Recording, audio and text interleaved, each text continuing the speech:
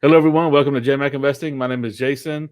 Today, we got a special guest. We have Michael D. Farkas, who is the founder and CEO of BLNK Charging Company, which is a up-and-coming company that is part of building out the infrastructure of the electrical vehicle market.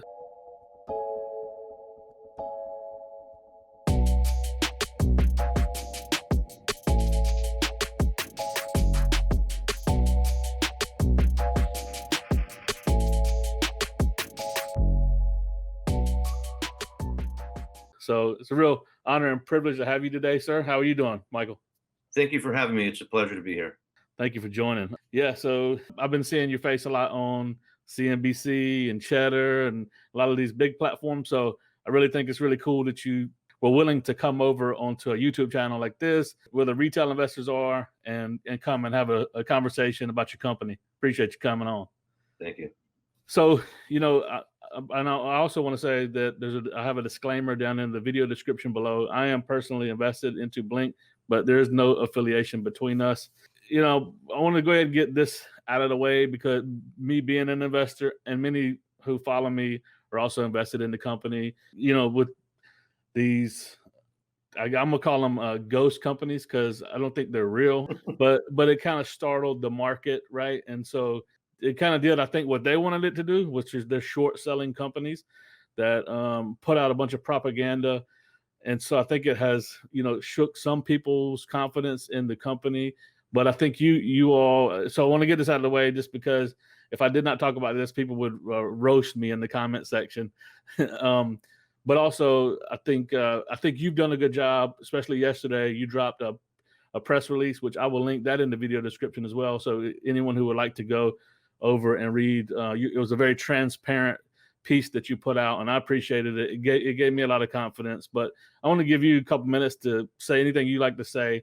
Now that since we're not on the big media platforms, you can say whatever you want to say. And I don't know if there's legal ramifications or if you got some things going on that you can't talk about. But if anything you want to say about it, I want to give you the floor. I appreciate it. First and foremost, I've been pretty much on Wall Street since I'm about 16, 17 years old. I've never seen a research report that doesn't disclose who the analyst is, who wrote the report, where you could contact them, have a discussion with them. It seems more so of a hit piece from, as you clearly mentioned, ghosts. And it's clear their intent was to do damage to the stock, to do damage to me personally, and to do damage to all our BLNK shareholders. It's an unfortunate thing. We're not the only guys that this happens to. This is their business model. This is what they do. They work in cahoots with these law firms, and you can tell every time there's something that we come out with to counter it, immediately right afterwards, there's a whole bunch of flurry of lawyers that come in right afterwards to put bad news, after our good news.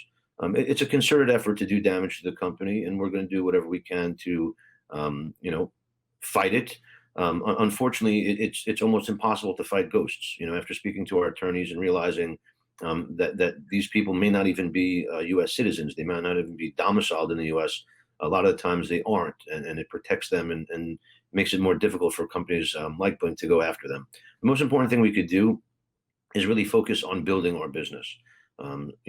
Keep doing what we're doing, going out there, deploying more hardware, swapping out hardware, developing more relationships with different property owners and partners that we could go out there and, deploy more hardware. Bottom line is the most important thing we need to do now is just focus on growing our business and not get distracted by this noise.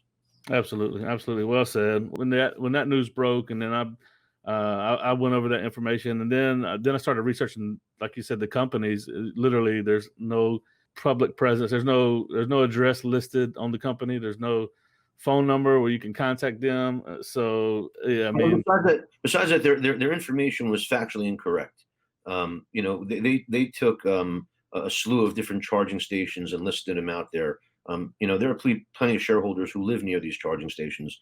Our charging stations are network connected. We're able to ping them, see what type of status they're in, send people over there. There are units that they went out there that were clearly in amazing working order and good condition, and they completely lied about them.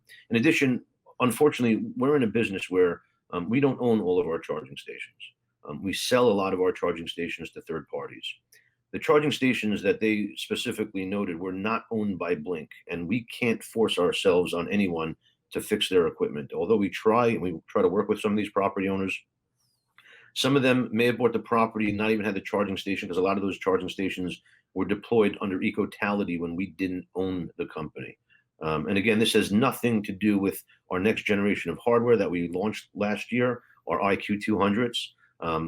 Those are bulletproof pieces of equipment that are out in the field, and our customers are extremely happy about them. There are some equipment that are legacy equipment that we did buy in some of the acquisitions, and unfortunately, we just don't own it. And just like Ford can't force themselves to come into your house and fix your car once warranty is over, we can't force ourselves upon some of these property owners. Yeah, that makes sense. Yeah, I appreciate that. Yeah. Well, I'm glad we got out of the way, and I'm glad I was glad to see the stock price begin to recover and some sanity kind of. I think some people kind of came to their senses, understanding that these companies are, again, fake news. Correct. And again, you could see just from the actions, we came out with a release earlier today about a follow-on order for over $1 million. For a company of our size and the revenue scale that we've had in the past, $1 million is a very, very, very significant order. And to have a follow-on order from a fairly large utility means they're very, very happy with our equipment. If you notice right afterwards, again, one of these ambulance chasing law firms come out with another release right afterwards. Again, you could see this is being done to create a certain end result. And we believe by just growing our business, deploying more hardware, developing more relationships, that ultimately, we'll be the winner in this.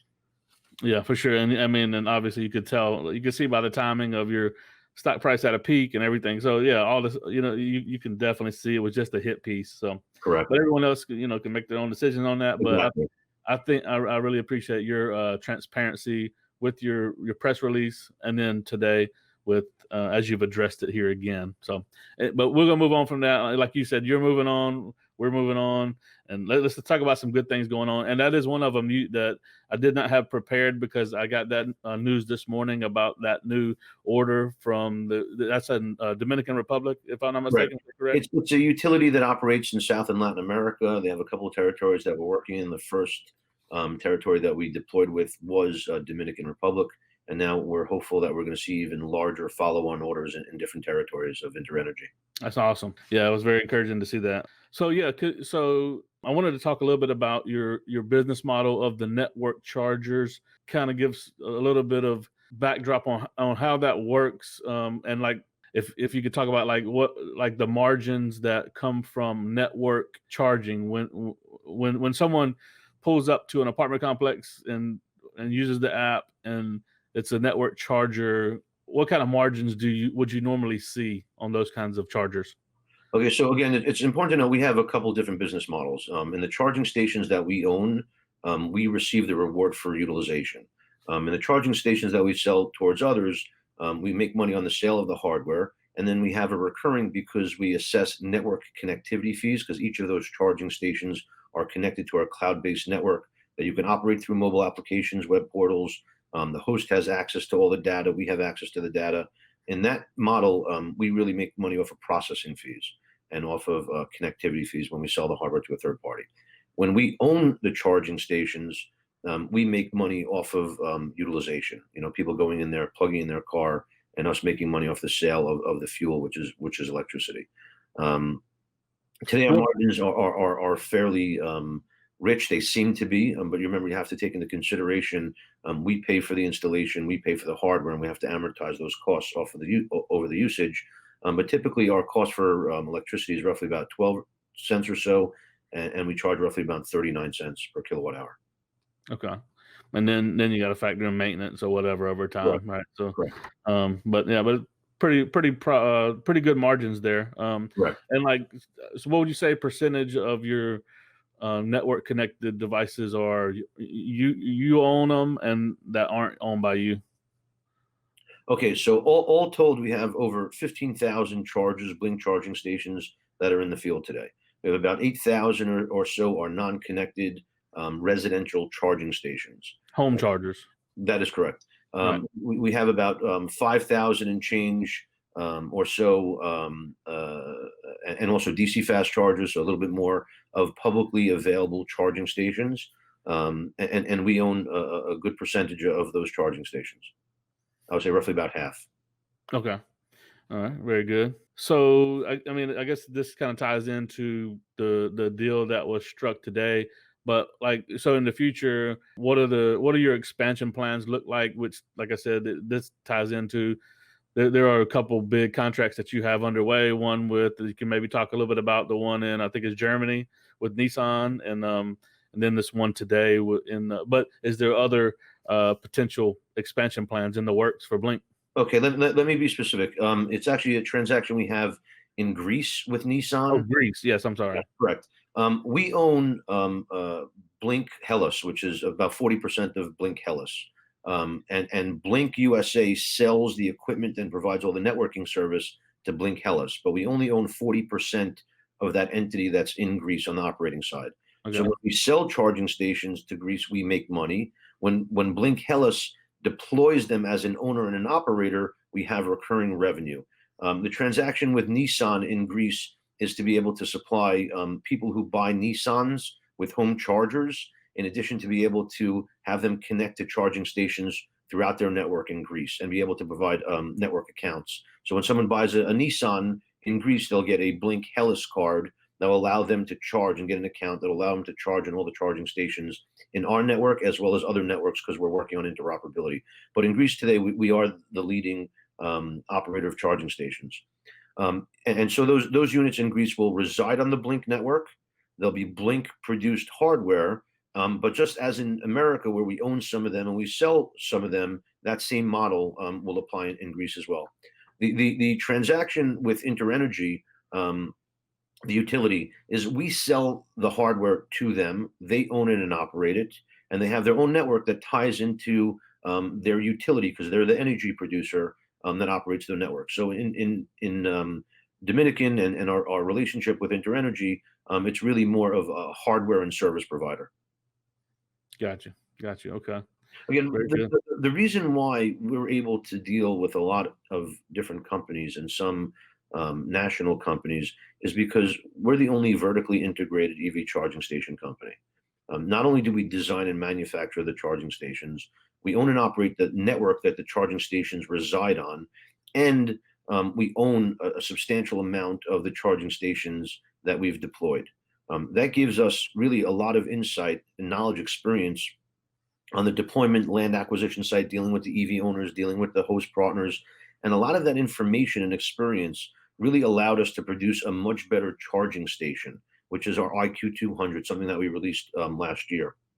And it by far surpasses almost all of our competitors, actually all of them. It's an 80 amp charging station and has the ability of charging at 19.2 kilowatts. Almost all of our peers, including ChargePoint, their commercial charging stations, are about 32 amps. So when you're looking at power output, that's the difference between 7.2 kilowatts and 19.2. It's very substantial. It's a matter of reducing the time it takes to charge your car. And for us as a charging infrastructure provider, we're able to make more money if we're able to put more power in that car faster and get that car off of our charging station and get another one on there. It means we're able to produce more money in a shorter period of time. Right. Yeah, it makes sense. It's like a restaurant. The quicker you can get people in and out, the more money you can make, right? Exactly. And while still having them eat as much as they can. Right, and be satisfied. Yeah. Exactly. Very good. Very good. So all of the InterEnergy, all of those are going to be the fast charging. It seems like, right? From the press release. Yes, all of the AC chargers that they've deployed are our IQ200s. In addition, we've deployed a bunch of DC fast chargers with them as well. Okay. I know you had brought it up of recent on a couple interviews. It seems like you guys have some patent pending technology that you're working on, wireless charging stations. I don't know where you are in the process of that and what you can speak on that, but I'd love to hear kind of an update on that and what's going on with that part of that. Sounds like new tech that you guys will be releasing in the future. Yes. One thing about Blink is we've partnered with larger companies to help us develop our technology, and the financial burden has rested with them. So we've had very little R&D budget necessary to develop this amazing technology, because our partners, the ones we've developed this hardware with, really have bear the financial burden. It's similar to what we're doing now with our wireless charging product. It's a bumper. It's that concrete bumper that you see almost in every single parking space worldwide. And what we're doing is taking that form and using that as the wireless inductive charging transmitter. And we're partnering with Enersys to use their energy transfer technology, incorporating into our patent pending parking bumper design. And we believe that in the future, it's going to be a tremendous way to fuel certain types of vehicles. Maybe not all of them, but when we're looking at it, a lot of these autonomous cars that are going to be coming out, they need something where you're using wireless charging to have an attendant or someone having to plug into the car. It really removes the benefit of autonomy. Exactly. Yeah. More overhead. So what Correct. is it? So on the vehicle itself, there's also some hardware that needs to be installed That is correct. right? That is correct. You have to have on the car side the receiver, and on the charger side the transmitter. Well, cool. I'm really looking forward to more news and more information as all of that rolls out. Yes, we're excited about it as well, and we believe that we'll have some really major developments on different companies that we're working with in regards to getting that product to market. Excellent. Well, I didn't really want to take up too much of your time. We're coming up on 20 minutes or so. So I really appreciate you taking time, like I said, coming on the channel, spending some time addressing the controversy that's going on. But closing that out, I wanted to give you a minute or so to just speak to investors and say anything that you wanted to say in closing. Well, the most important thing, the message I can convey is, we've been doing this now. We're starting our 12th year next month. We have an amazing, committed team. It's not just me. We have really a team here that, they live, electric vehicles. We have a team that's committed to getting as much hardware deployed as possible, building the most unbelievable systems, back-end mobile applications, so that we can really make a seamless transaction of charging your car, where it's as little amount of human intervention as possible, and bringing all this technology together to be able to deploy it at our locations. It's important for everyone to know that we have a committed team to building BLNK and to growing the EV charging infrastructure that's necessary to really support the EVs that are going to be coming out of the next few years. Very good. Well, once again, thank you for coming on, Michael. I'm excited about the future, and I know many others are as well. So that being said, we'll go ahead and close it out. Thank you. Thank you, sir. Thank you for having me.